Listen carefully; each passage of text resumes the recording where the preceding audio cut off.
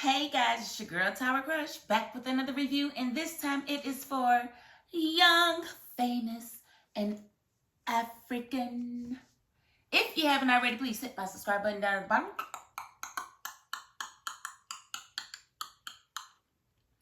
Alright, y'all, this is season 2, episodes 3, 4, and 5. And I'm just going to kind of go through what's actually going on. If you all saw my previous review, you know a little bit about the dynamics. You know that, Swanky and Annie are not getting along. Annie and her husband have some rumors out there that he has another baby on the way, and she's explained that that's not the case. And you know that, who else is beefing? Okay, so Nadia's got a new man, and her new man's ex-girlfriend is now on the show, and that's what is her name? Bonang. Bonang.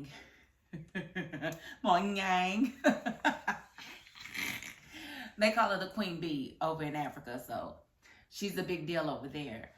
And so she's kind of making her ways through the group or whatever. There's a new guy named Lewis that's pretty attractive, but I don't think that he's going to last very long with this crew because they are very vicious towards him.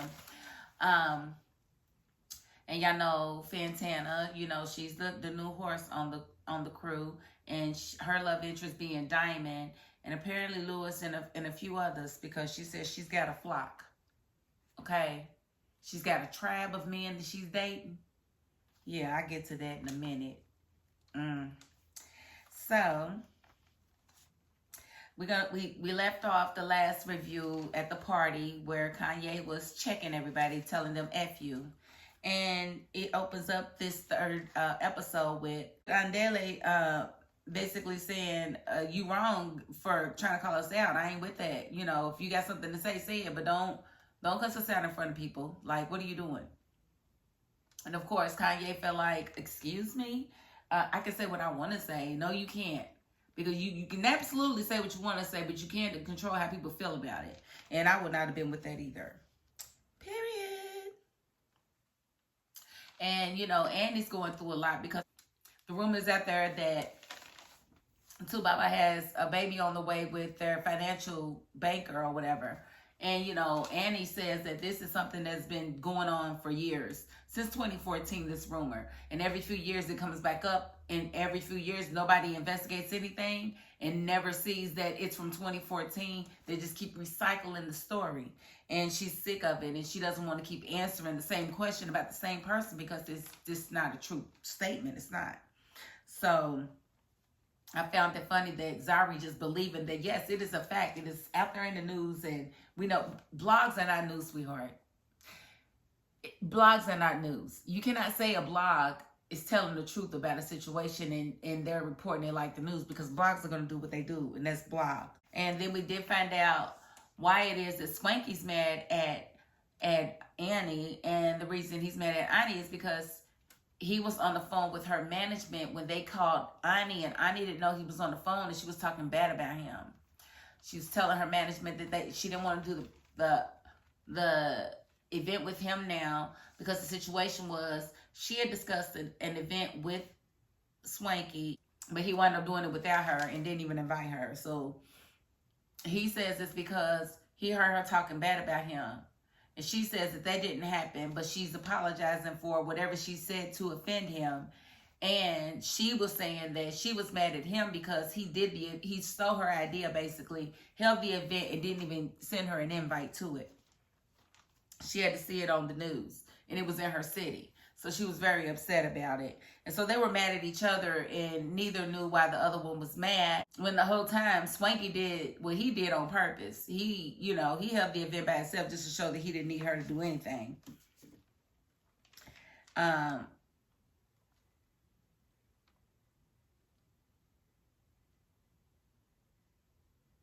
Okay, and so Zari does meet with Andale to see why he's been so standoffish.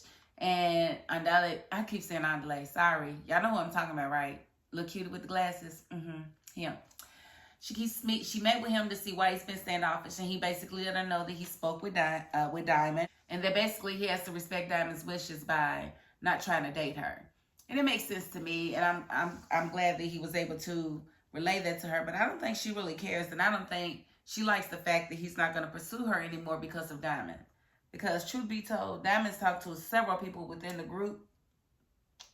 And mind you, they weren't all friends, but at the end of the day, he's done that and is still doing that. So that's not, that's not very fair to say. But, I guess he can do what he want to do as long as they let him. Fantana, who was feeling Diamond, and Diamond was definitely feeling her, went to his house for a date. They kissed, and they did the oochie coochie already. She already went over and did the oochie coochie with this man. And she really does like him. But she says that she's basically describes herself as a man-eater. She doesn't catch feelings for people. And, she doesn't have that problem. But she says she genuinely likes him. So it's always that one person that can snatch that person who don't catch feelings or who's so tough, who can't be caught. It's always that one person that's going to catch him. And Diamond might be the one that didn't call her. Who knows? Because she's already ready to go toe-to-toe with Zari. Which is silly because clearly Zari and Diamond both still have feelings for each other.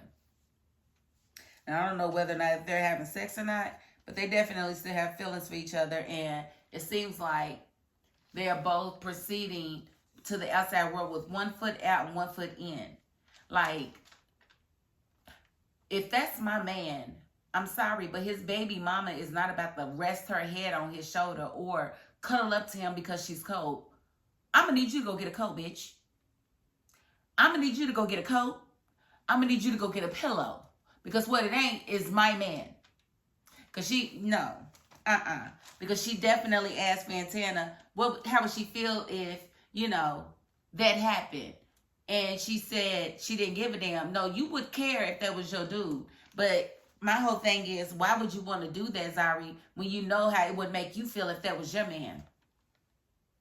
Would you want your man sitting there letting his baby mama lay up all up on him because she's cold? What if you're cold? What, he gonna hold both of y'all? What, y'all sister wives? Like, no, baby, You dead wrong for that. You need to cut that behavior off. Not only for him and his love prospects, but for yourself. Don't leave yourself tethered to this man if this is not the man you're gonna be with. Because it's not a good look. Because the way you're doing that now, when you're ready to cut it off, if he's not ready, he's not going to be willing to. And he's going to be upset that you're trying to cut all of that off for some man. So the sooner the better, sweetheart. And Lewis was explaining how he had messed up an event, his first event that he ever threw when he was 23. Bonang was asked to come to speak at the event, but something happened with the hotel where he didn't confirm all the rooms, and her room was actually given to someone else. And she was angry about it and wound up leaving the next day without fulfilling her commitment. He wasn't upset about her not fulfilling her commitment. He actually felt bad about the fact that her room wasn't there. And, he wasn't able to do what he was supposed to do for her. And he wanted to apologize, give her a sincere apology. Instead, when she gets the story, she gets it from Swanky, and Swanky tells her however he wants to tell it. So he told her like she messed up and was unprofessional. And that is not even how it ever came out. Like, Lewis's story has not changed. It has been the same. How someone wants to perceive it is on them. But he's never made it about Bonang and, her unprofessionalism. He didn't say that. It was him. He said it was his first event and he didn't know certain things. And so he's learned them, but he had flew in like 30 people. So he had to put her on a plane the very next day to send her home, but he still wanted to apologize again. And I definitely get that. And I don't think that he's wrong for that. I really don't feel like he's wrong for that. And for them to allow him to be attacked like that by her was absolutely wrong. It was like she wasn't listening to anything. And he's like, the link's up. Like, the event is there. Like, you were supposed to be there. And, it's proof on the internet. She's like, send me the link. He's like, I ain't got to send it to you right now. And he does not. Why don't you Google it? Why don't you Google you and events from however many years ago and see what you come up with. You might come up with your actual answers and you'll realize that maybe the man's not lying because he hasn't deviated off his story not one time. Not once. So I don't think he's lying. Now, I do like Bonang. I like what she is bringing to the show. I like her poise. She doesn't appear to be as, two-faced. She'll do it in your face. So she's not going to talk behind your back. She's going to do whatever in your face. And I do like that about her. But it looks like we've already lost her before it started because she didn't feel a very warm welcome when she was introduced to the group. And she had to blow up with Lewis. So she's just feeling like, you know what, my energy. And I ain't mad at her. And then when they were all at dinner, Swanky, Kaylee, Nadia, and Kanye. And Kaylee told Kanye she was wrong for the way she confronted everybody, and she was. And I'm just sitting here like, I cannot believe how much I'm agreeing with Kaylee. These last few episodes, like, what's really going on? Like, I don't like that girl, and she's just speaking so much truth. And I do like the way she stands up to people, and she says what's on her mind, just like Andale does. And I think it's very, very, very attractive, and I'm glad that she's doing that and putting people in their place where they need to be placed. Because she's the only one that has compassion for what Annie might be going through, and all these people call themselves being her friend. She's the only one acting like a friend to her, and that's sad. And that's why Annie right now doesn't know who her friends are in the circle. Nobody does. Because it seems like everybody is having their turn to attack her. Kanye talking about she feels like she's breaking up with Annie, and Nadia talking about she's not her friend. She's never been her friend. It's like, you know what? We all don't do the fake. I don't do the fake at all. So I hope y'all can say those exact words. And Nadia didn't. She came to her dinner, to Annie's dinner with her husband with the biggest attitude and the stankest attitude ever. It's like, if you didn't want to go, you shouldn't have went. If you weren't sure where you stood with Annie and you didn't feel like she was your friend, why are you there to eat the food? You should have stayed your butt at home and declined the invite and let her know we need to have a conversation outside of, a gathering, instead of coming to the event and being stank-faced and being rude. Because nobody's going to tell me she didn't know what Innocence was trying to say. He was clearly trying to say that men, the way their minds work, they can literally be in love with their wife, but still fuck, someone else, but not care anything about them. And it made perfect sense because it's the truth. And some women can do it too, where they love their husbands, but they can go out and they can do something or whatever with anybody else, but it's just sex in that situation. In other words, you can't make love to two different women.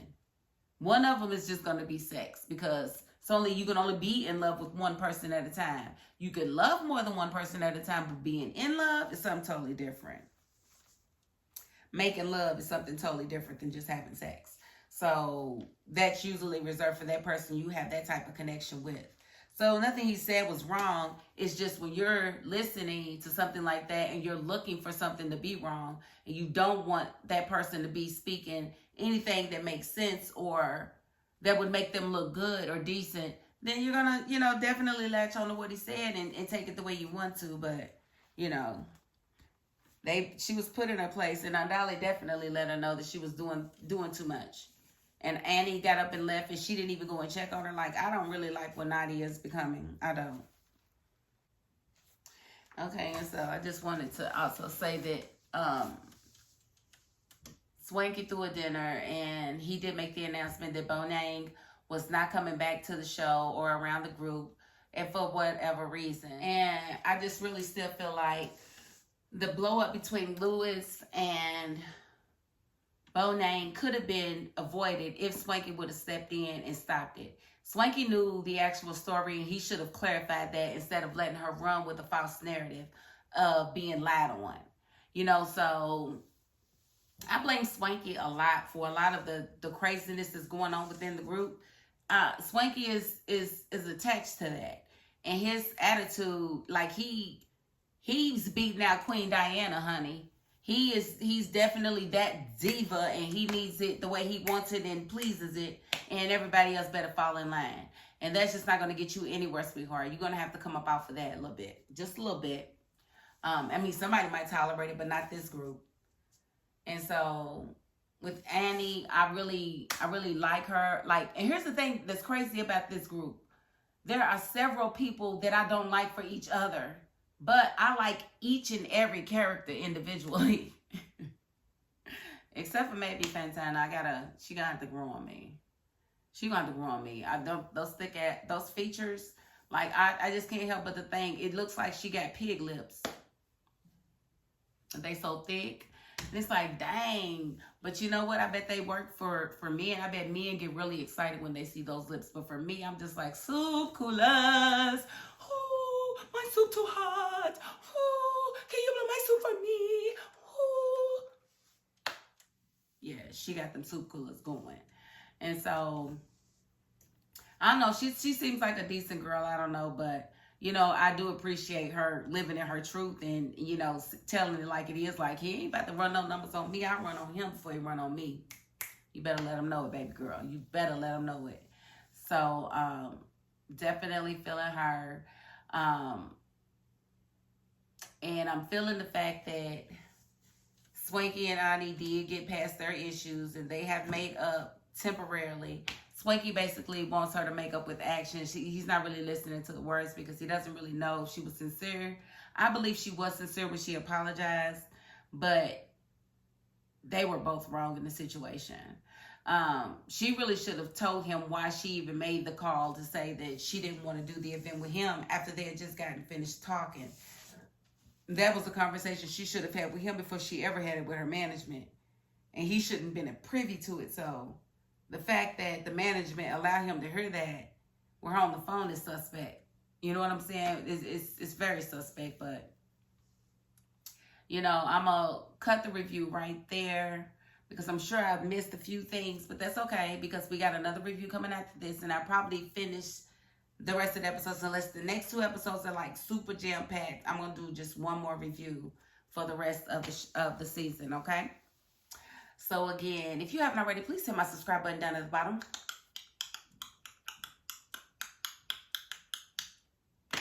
Thank you so very much. And if you ain't the subscribing type, you know what, baby? You got to the end of this video. And it's more than I can ask of anybody. So thank you. And that is my $5.02.